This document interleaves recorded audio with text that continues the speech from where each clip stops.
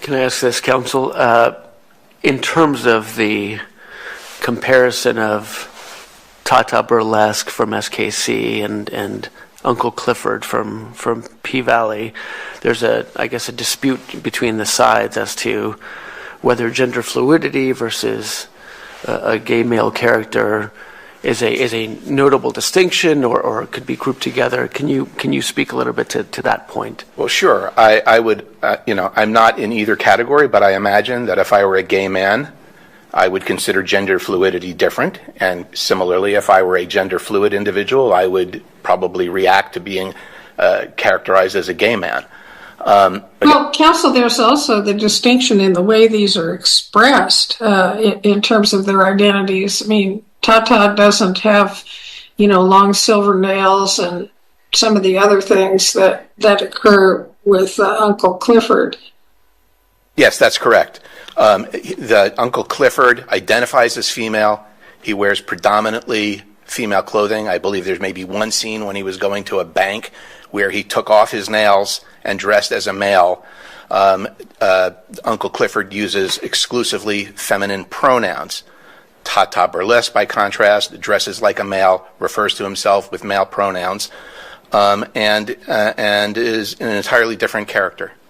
Okay. I'm sorry, Mr. McVeigh or Miss Burlesque. I just get a little confused sometimes because don't you dress up like a woman sometimes? In her upcoming book, Nikki vs. Goliath, The Cost of Justice, Nikki addresses the distinction between TATA Burlesque and Uncle Clifford. Nikki says, and I quote, "The court took it upon itself to judge the nuances of representation, love, and gender identity as a matter of law. The intimate, interpersonal relationships between two people in the LGBTQIA community are both complex and deeply nuanced, defying attempts to fit them neatly into predefined categories. This complexity is reflected in the LGBTQIA acronym, which encompasses a broad spectrum of identities and experiences. It is not a definitive explanation of what love and gender identity are, but rather a testament to the diversity of human connection. For the judges in my case to take it upon themselves to determine that substantial similarity did not exist between my character TATA, which is French for anti-burlesque, and Uncle Clifford from P-Valley, by deciding, as a matter of law, that the distinctions boiled down to superficial details like nail length, hair color, or the amount of makeup and liquid liner worn, was a gross oversimplification of complex narratives. Their ruling failed to account for the layered originality and depth of the characters and dismissed the lived realities that these characters sought to amplify." Have I answered your question, Judge Sanchez? You did. I mean, really what I'm thinking about is what level of specificity would we need to get to in this context, for example, because there aren't that many stories about an LGBTQ related owner of a cabaret or nightclub. And so we could slice it further down, and I take your point that there are these differences, but is that necessary for the sufficiently similar analysis? No, it is not necessary, Your Honor, because there are many other differences, including how each of those characters came to own the club, how those characters could potentially lose their club, how those characters interact with the dancers at the club, how that character interacts with the antagonist, and so forth. So there are so many differences in the expression of each of those characters and what they do and their role in the story that you don't really have to parse that piece of it out. Correct. Both TATA Burlesque and Uncle Clifford occupy spaces that highlight the intricate dynamics of being openly queer while navigating relationships with men who prefer to remain on the down low. These relationships are fraught with societal pressures, stigma, and secrecy, creating a narrative ripe for exploration. In my work, TATA's down-low lover profoundly shapes TATA's arc, while in P-Valley, Uncle Clifford's relationship with a closeted man is ongoing and central to the plot. These differences in resolution are not a matter of whether one is more gay or authentic than the other. They are creative choices that reflect the spectrum of experiences within LGBTQIA communities. Reducing these rich narratives to questions of nail length or hair color erases the cultural and emotional weight of the characters they represent.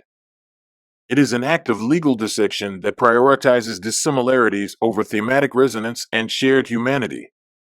Worse, it establishes a precedent where courts armed with limited understanding and lacking professional expertise in gender studies or queer representation may feel empowered to decide what qualifies as gay enough.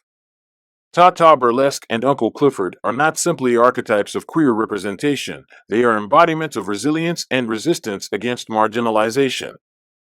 Both characters navigate spaces where their identities are simultaneously celebrated and scrutinized. They act as protectors and nurturers within their communities while grappling with the complexities of their personal lives. By denying the depth and intricacy of these characters, the court failed me in the underserved communities my work sought to amplify. The fact that both men are black, gay, run an erotic club that caters to straight men makes them both rare and substantially similar. Do you want to take a moment to address the casino element in these cases and how much of a driver it is in the relative works? Yes, I'm happy to. And Your Honor asked opposing counsel a question about how many times it was referenced in Soul Kitten's Cabaret, and I don't remember for sure, but I think it was twice. And it may have only been twice in one of the works and not in either of the other two. It was not a plot element at all. Further, the character who they are attributing to whom they're attributing this casino plot development, Frank, is the deceased lover of TATA Burlesque, who gave the club in his will to TATA Burlesque, and it is apparent far, far more so in all of the three Soul Kitten Cabaret works that he is driven by animus. He thinks that TATA Burlesque bewitched his father, turned him gay. I use turned in air quotes, turned him gay, and he thinks he is the rightful owner of the club, so he wants to do anything he can to get that club back. It has nothing to do with a casino development. I know why you want this place so bad, Frank Jr. I know about the casinos they're trying to build. This casino want to buy our land. And I know how much money this land is worth. You bringing the casino here shows me you remembering your peoples. No, sir. I'm no snitch. Come on, love. Come on. Look, I can get you up to $1 million. 6 million, like we discussed. Have I answered your question? Thank you. Great. So